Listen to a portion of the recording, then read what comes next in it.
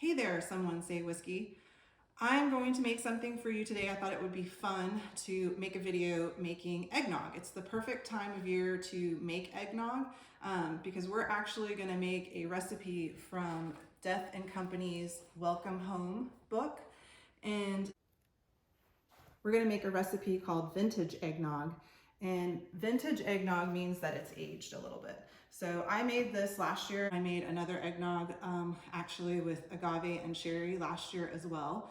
And they were both big hits with everybody. And I thought I would just actually make this one because this one was my personal favorite because I kind of like to think of it as a little bit of a bougie eggnog.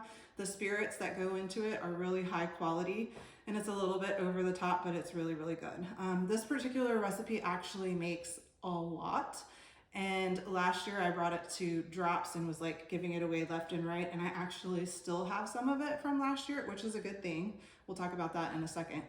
But I'm gonna cut it in half this year so I don't have quite as much taking up space in the fridge. So this actually calls for, the full recipe is like 33 eggs. And it has like sugar, milk, heavy cream. We've got Old Granddad for the bourbon, and it does say Old Granddad 114. We've got Smith & Cross Jamaican rum. We've got Blandy Madeira, and then we've got Pierre Ferrand Ombre Cognac. You're also gonna need some empties, whether they be spirit bottles or something like this, and of course, things to mix in. And I will say the reason why I'm actually cutting this in half is that last year I was at full capacity of all of the equipment that I had in my fridge trying to make this full batch. I was like going across mixers and blenders. So it was quite a large quantity. So this is actually a little bit easier quantity to handle and it's a good amount and it's gonna last you for a while. The reason why I said this is perfect timing to make this is because we have about 2 months to age this in the fridge before we would actually wanna serve it, like around Christmas. So this recipe actually says that you want it to age at least 2 weeks. 2 months is even better. And then it says up to 2 years. So that's why I was saying the batch that I have from last year that's still in the fridge, I've had it recently. It's still very tasty. And actually the texture and the flavor improves a lot over time as well. So anyway, let's get into cracking, pun intended. I have actually already cracked most of these eggs.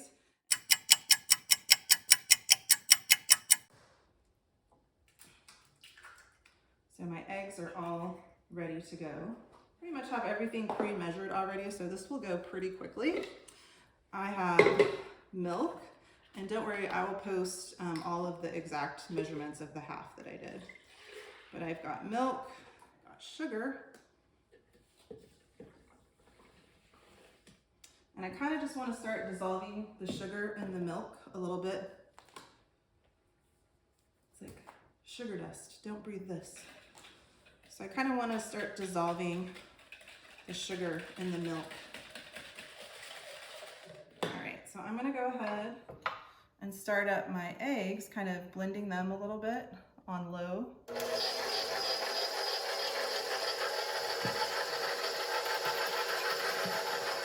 You don't want to go too fast because you'll definitely sling eggs everywhere. You could absolutely do this by hand. So now I'm going to start adding this kind of in here.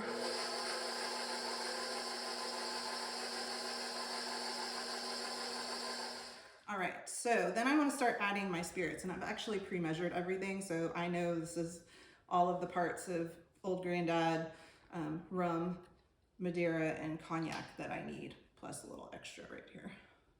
And I'm gonna go ahead and pour it into here to get that residual like milk and sugar that I had in my pitcher. All right,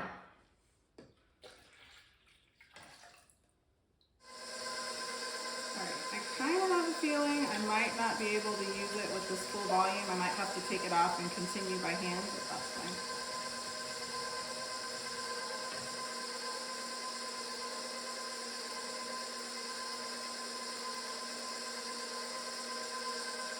Really cool.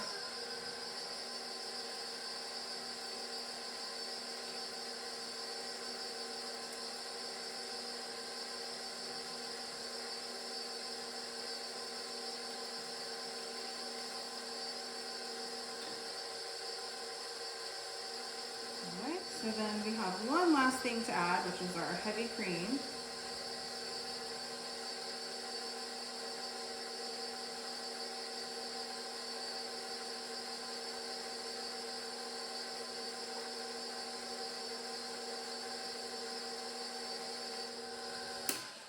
All right, so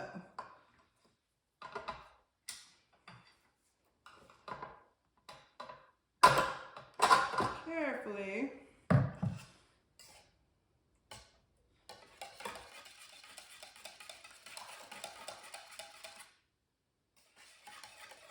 so I can really see there's still some egg yolks that need quite a bit of blending. Okay, so we put a little more elbow grease into mixing up our eggnog, and so it's all very, we also had a debate on how you say homogeneous, homogeneous, or homogeneous. Apparently both are correct. So now that we have a really nice even mixture, we are going to bottle this up. And I have a little over 3 liters? 3 liters. So you'll probably need like either 3 liter bottles, or you'll need more than 3 750s.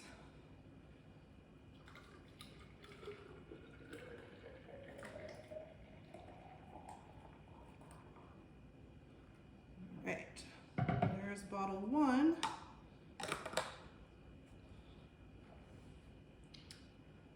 And I talked about last year's eggnog.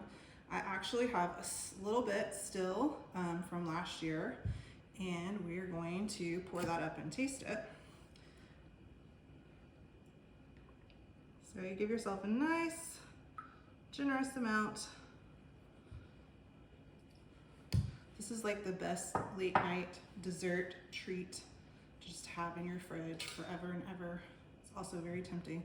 So then you want to take a nutmeg and your grater, and you're just going to grate a little fresh nutmeg over the top so you get all those nice Christmas fall spice aromas. Cheers.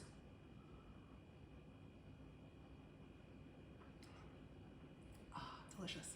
Here's to vintage eggnog for the holidays.